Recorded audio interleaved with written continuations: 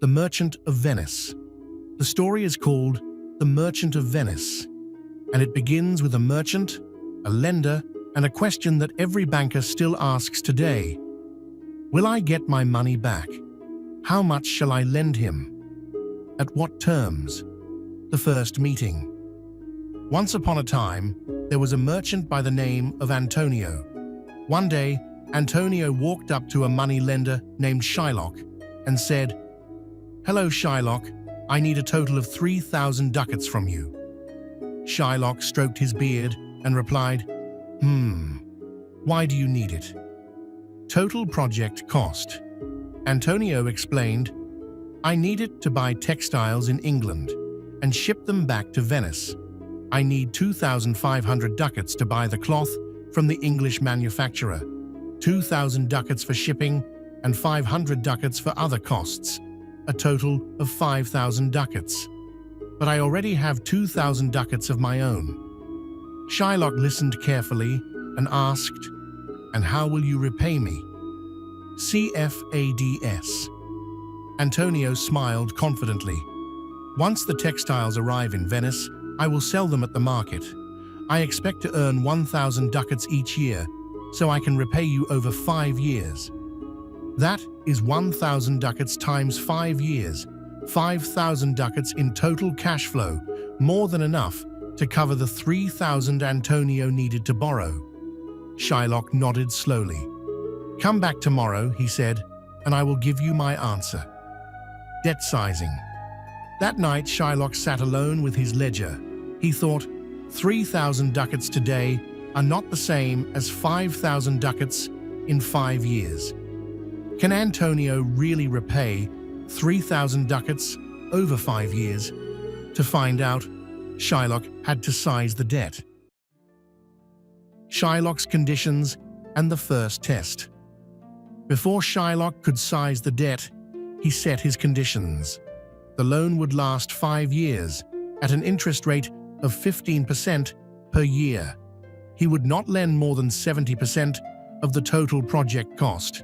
Antonio had to bring his own equity, and for every gold piece of debt service, Antonio must generate at least 1.30 gold pieces of cash flow. That is a 23% cash buffer. This is the minimum DSCR. With these rules in hand, Shylock ran his first test. Total project cost, 5,000 gold pieces. Maximum debt by gearing, 70% of 5,000 equals 3,500 gold pieces. But that was only the first test. The second method, sizing by cash flow. The second method looked at Antonio's actual cash flows.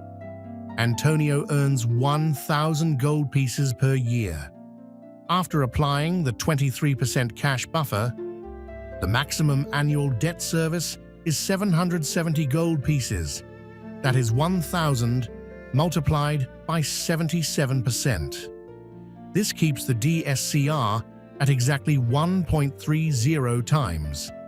Shylock then discounted those 770 gold pieces per year for 5 years at 15% back to today.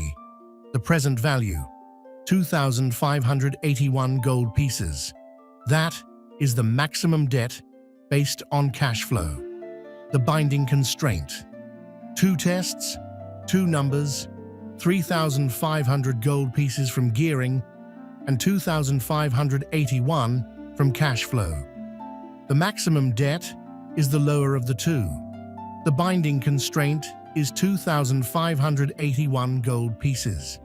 Antonio funds the rest, 2,419 gold pieces, from his own equity.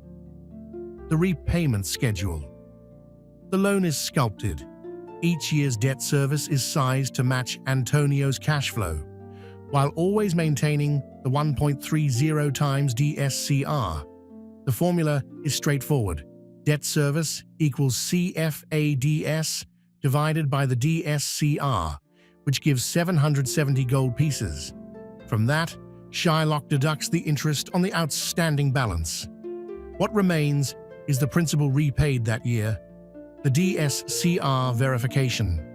Every year, Shylock verified, 1,000 of CFADS divided by 770 of debt service equals 1.30 times. The cash buffer holds at 23% throughout.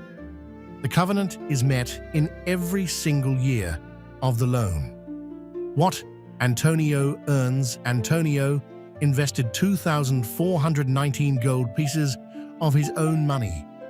During the 5 repayment years, after paying 770 in debt service, he kept 230 gold pieces per year. From year 6 to year 10, with the debt fully repaid, he kept the full 1,000 each year. His internal rate of return is 15%, and with that, Shylock signed the agreement. The merchant, the lender, and the oldest lesson in project finance: the cash flow always tells the truth.